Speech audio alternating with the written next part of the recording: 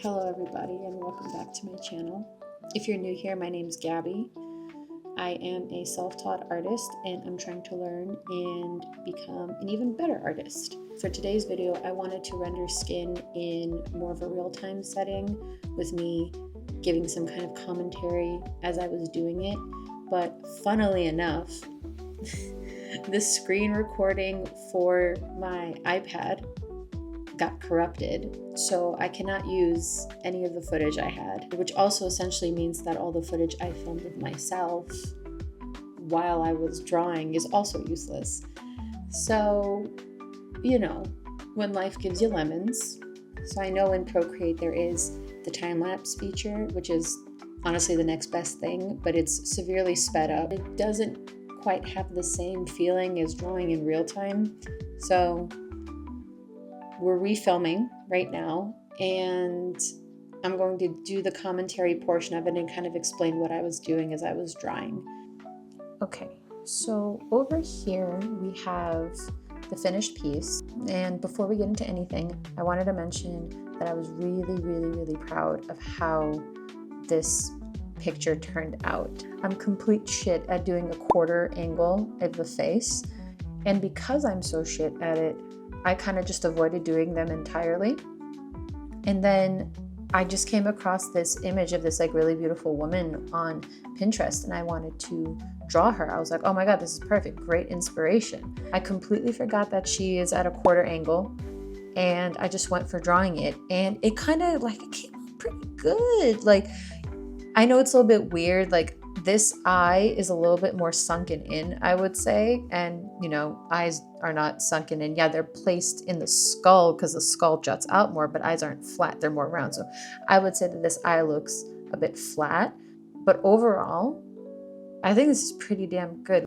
Let me show you what I used to do. So I've spoken in a previous video where I said that I did a challenge for myself to try and get better at drawing. So I drew like heads for 3 weeks and torsos for 3 weeks, and then hands were next, and I only drew one hand and then called it. I was like, nah. So part of the head series that I did draw a quarter angle in some of those instances, and they were so bad. So check this out.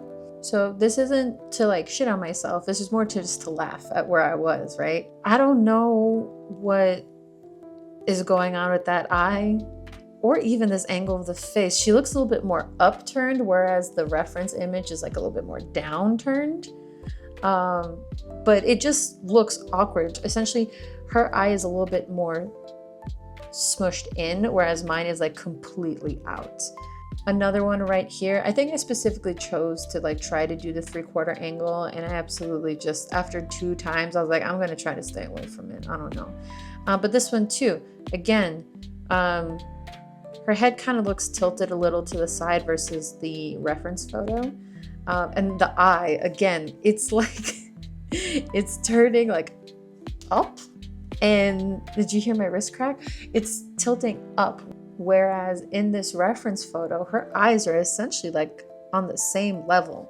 So it's just funny. It's just funny, like what this looked like. And don't even ask me about the mouth. We're not going to talk about that. All in all, I'm very proud with how this piece turned out. Since the whole point was to render skin, I did the rest of the image. So I did the hair and the eyes and the lips. And now we're ready to render skin. So let's talk about it, I guess.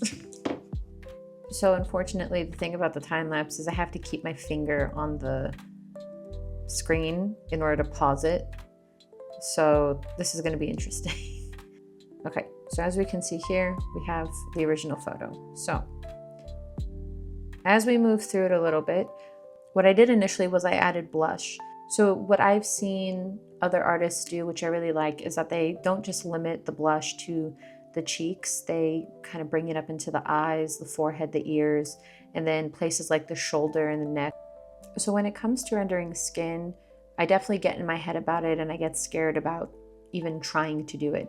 So the blush is actually like an easy way to kind of break that barrier for me.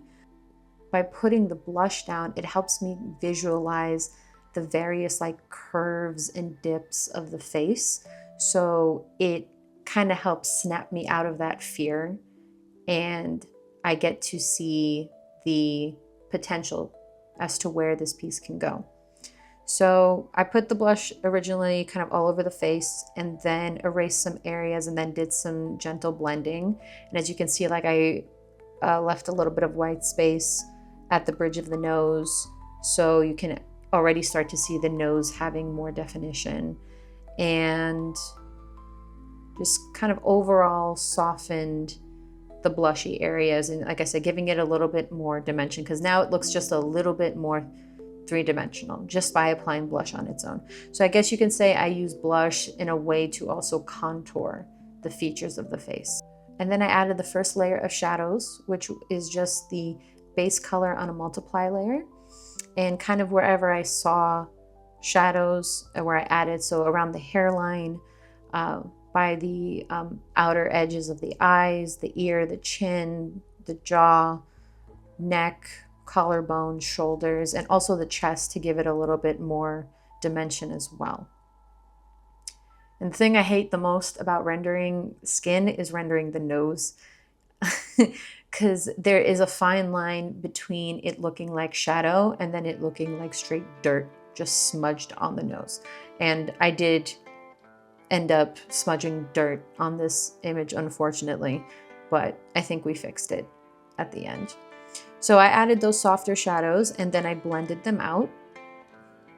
I think with the initial application of shadows, like the first go around, I usually tend to do a softer layer. So I'll put it down and then I'll blend it out to kind of, again, get more of like the shape and feel of things. And I'll try to add harder edges later. I'm not always successful, but that's one of the difficulties with being a great, I think, digital artist, is that you have to resist the urge to soften everything, to blur everything, you know, to create gradients everywhere. As I put on the softer shadows, I also erased some of them so some of the base color could shine through. And then over here, I added the darker shadows. So these ones are more prominent. These ones will definitely stick out more and you'll be more noticeable. And right there on the nostril is the start of that dirt spot I was talking about. So we add those, and like I said, we're just blending away. But I did try to leave some harsher edges like around the collarbone, underneath the lip, definitely the hard shadow underneath the jaw as well. Boy, did I struggle with this nose. I think you'll see that nose move around a lot throughout the rest of this time lapse. And then I started adding the lighter areas to the lighter portion of the skin. So I follow this creator, this artist, and I actually am subscribed to her Patreon. Her name is Lotus Bubble. And she said something in one of her videos before, which was darken your darks and lighten your lights. So if I apply I'll call it like a base shadow, a soft shadow, then I'm also going to want to enhance it by making parts of that shadow even darker. Same thing with the lighter portions. If you have lighter areas on the face, to add that more like three-dimensionality to it, but you also want to lighten the lighter areas. And you can already see just from the application of it, like under the eye, I think this is called the glabella. So that's the part between the eyebrows. I watch a lot of plastic surgery videos just because I'm weirdly obsessed with that, and I don't know why, but I am. From on the sides of the mouth, underneath the cheek, collarbone, shoulders, neck area. And then I blended those out because I blend things out. Typically with the colors that I choose, it'll always be the base color either on a multiply layer or an overlay layer. Because I use this specific base color for the skin, the lighting parts just looked a little too warm because I at least noticed within the reference photo that at least like under the portion under her eyes, so around her like eye bag area, it definitely has like a hue of purple or blue, right? It's a little bit more cool tone there than in the rest of her skin, which is a little bit more warmer. It has a bit of like a golden hue to it, a little yellow. So I wanted to put a little bit more cool tones in the skin as well. So I kind of chose a lavender color on the overlay layer and then placed that color over the already like denoted highlighted areas of the skin. So I put it on the eyelid, bridge of the nose, side of the cheek, and then as you can see over here, the other spots as well. And then we blended. And then it seems here that I added more darkness to the skin because the original edition of the extra dark shadowy part did not do it for me. So I added more. And then I obviously blended some of it out because it was quite harsh. And again, to the point, it looked like dirt. Then I was feeling really good about the way the skin came out. So because the model in the photo has freckles, I added some freckles onto this person. And then I kind of initially, like right here, was worried that like the shading felt a little too dramatic. So I wanted to see if there was a way for me to kind of bring a different type of color or hue into the photo that would kind of brighten it up. But I didn't really like the effect it was having. So I just ended up not doing it and settling for the finished piece. And just like that, I finished the piece. The skin rendering didn't really take that long to me.